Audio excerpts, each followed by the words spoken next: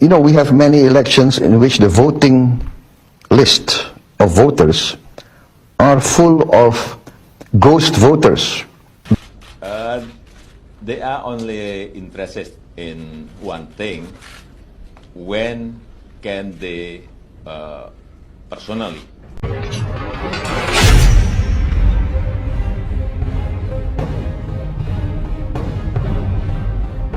outside the country believe that Indonesia has had actually a pretty good record over the last few years. Of course, they're not experiencing what's happening in the country. What they see is Indonesia taking a leading role in terms of the world, being involved in G20, for example.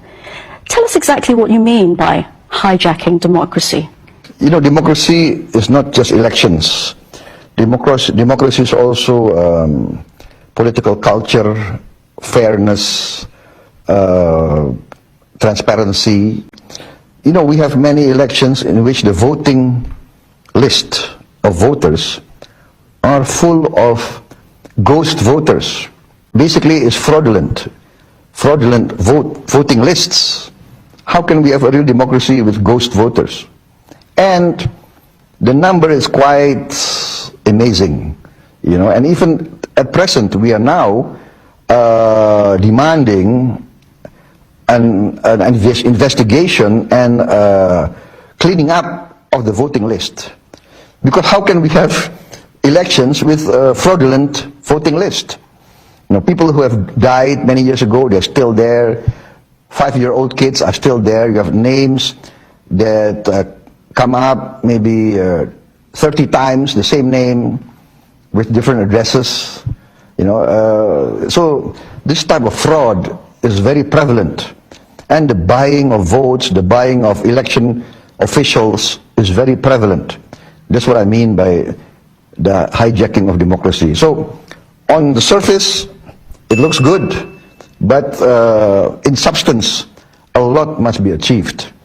And the problem is, if our people in the end lose trust in government, lose trust in institutions.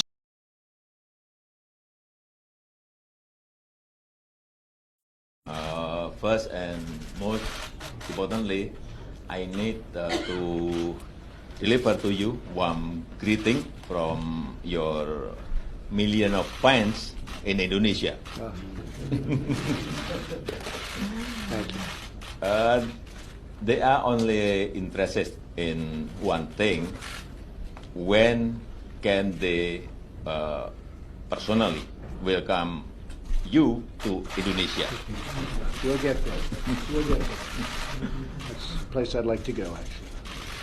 I can get into serious trouble if I don't bring back some good news for your million of fans in Indonesia. Okay. Second, I wanted to convey our sincere appreciation for Vice President